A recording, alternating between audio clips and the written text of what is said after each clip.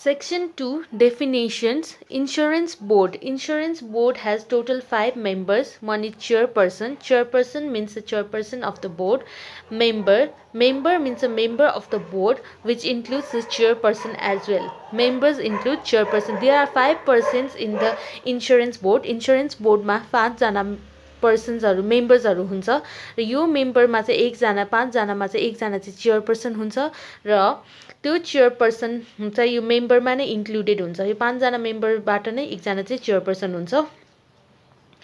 अनि इन्स्योरर भनेको चाहिँ इन्स्योरेन्स बिजनेस गर्ने मान्छे जसले चाहिँ इन्स्योरेन्स बिजनेस चाहिँ क्यारी अन गर्छ, द्याट इज एन इन्स्योरर। र इन्स्योरेन्स बोर्डमा चाहिँ रजिस्टर्ड भएको पर्सन मात्र चाहिँ इन्स्योरर हुन चाहिँ पाउँछ। जो मान्छे चाहिँ इन्स्योरर बोर्डमा, जो पर्सन चाहिँ इन्स्योरर बोर्डमा चाहिँ इन्स्योरेन्स बोर्डमा चाहिँ रजिस्टर्ड भएको पर्सन मात्र चाहिँ इन्स्योरर हुने पाउँछ हो। र इन्स्योरेन्स बिजनेस भनेको चाहिँ types of insurance business, 2 types of insurance business. One is life insurance business, 3 types of insurance business, that is life insurance business, non life insurance business and reinsurance business. Insurance policy.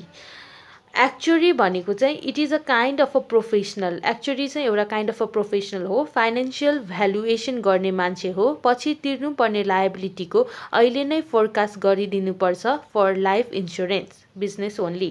Actuary is for a life insurance business only. Insurance agent भनेको insurance बोर्डमा चाहिँ registered हुनुपर्छ। Insurance agent हुन चाहने मान्छे चाहिँ insurance बोर्डमा चाहिँ गएर रेजिस्टर्ड हुनुपर्छ।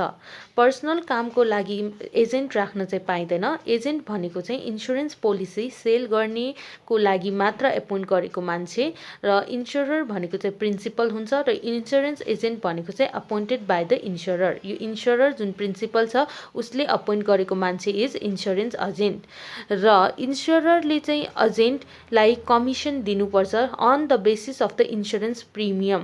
यो इन्स्योररले चाहिँ जति इन्स्योरेन्स प्रिमियम कलेक्ट गरेको छ त्यहाँबाट चाहिँ इन्स्योरेन्स एजेन्टलाई चाहिँ उसले चाहिँ कमिसन पनि दिनुपर्छ। उसको इन्स्योरेन्स एजेन्टले चाहिँ काम गरिदिएको बापत चाहिँ उसलाई कमिसन दिनुपर्छ। बेसिस चाहिँ के हो भन्दाखेरि चाहिँ इन्स्योरेन्स प्रिमियम हो। सो यो इन्स्योरेन्स एजेन्टलाई कमिसन एजेन्ट पनि भनिन्छ। कमिसन लिएर काम गर्ने एजेन्ट भएको कारणले चाहिँ इन्स्योरेन्स एजेन्टलाई चाहिँ कमिसन एजेन्ट पनि भनिन्छ। यो एजेन्ट इन्स्योररको इम्प्लोइ होइन, इम्प्लोइ चाहिँ हुँदै होइन, जस्ट एन एजेन्ट हो। He is an independent person. Surveyor भनेको चाहिँ इन्स्योररले सर्वे गर्नको लागि चाहिँ एपोइन्ट गरेको पर्सन इज एन सर्वेयर। इन्स्योररले चाहिँ for the purpose of survey गर्नको लागि चाहिँ एपोइन्ट गरेको person is a surveyor, applicable for non life only. र इन्स्योररले एउटा पर्सन एपोइन्ट गरेर ड्यामेज भएको हो त, साँच्चीकै ड्यामेज भएको हो त भनेर हेर्न पठाएको पर्सन इज अ सर्वेयर। इन्स्योर्डले कम्पेन्सेसन क्लेम गरेपछि इन्स्योररले इमिडिएटली सर्वेयर चाहिँ अपोइन्ट गर्नुपर्छ।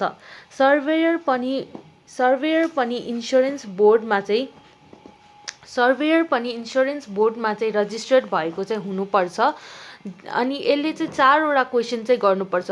यो सर्वेयरले चाहिँ इन्स्योर्डसँग चाहिँ 4वटा क्वेसन गर्नुपर्छ। एउटा भनेको चाहिँ ड्यामेज भएको नै हो त र प्रोक्सिमेट कजले गर्दा नै डिस्ट्रोय भएको हो त, प्रोक्सिमेट कजले गर्दा अराइज भएको हो त, नेग्लिजेन्स र मोनाफाइड र एक्सिडेन्टल त होइन नि, साँच्ची नै प्रोक्सिमेट कजले गर्दा र प्रोक्सिमेट कज एराइज भएकोले नै लस भएको हो त र कति अमाउन्ट चाहिँ लस भएको हो भनेर चाहिँ यो सर्वेयरले चाहिँ इन्स्योर्डलाई चाहिँ गएर सोध्नुपर्छ after the loss is happened.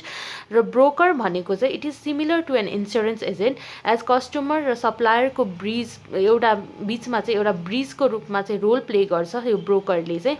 Broker चाहिँ कस्टमर, ब्रोकर प्लेज द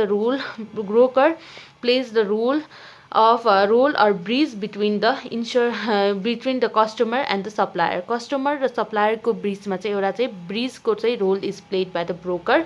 अनि ब्रोकर भनेको चाहिँ इन्स्योरर र इन्स्योररको बिचमा, इन्स्योरर एन्ड इन्स्योरर दुईजना चाहिँ, एकजना इन्स्योरर अर्को इन्स्योरर बिचकोमा चाहिँ लिङ्क गर्ने person is a broker for reinsurance. के को पर्पजको लागि भन्दा चाहिँ रिइन्स्योरेन्सको पर्पज। किनभने एउटा इन्स्योररले आफूले रिस्क चाहिँ कतिसम्म मात्र बियर गर्न पाउँछ 0.3% मात्र रिस्क चाहिँ आफैले बियर गर्न पाउँछ बाँकी चाहिँ रिइन्स्योरेन्स गर्नुपर्छ र यो रिइन्स्योरेन्सको पर्पजको लागि चाहिँ इन्स्योरर र इन्स्योरर बिचमा एउटा कम्पनीको इन्स्योरर र अर्को कम्पनीको इन्स्योरर बिचमा चाहिँ त्यो लिङ्क बनाउने पर्सन इज अ ब्रोकर र अडिटर भनेको चाहिँ auditor who has obtained and licensed to audit pursuant to prevailing law prescribed or as prescribed is similar to other act अनि बोर्ड भनेको चाहिँ एउटा टिम हो बोर्ड मिन्स एउटा टिम हो कमिटी हो ग्रुप हो government of Nepal is a group of ministers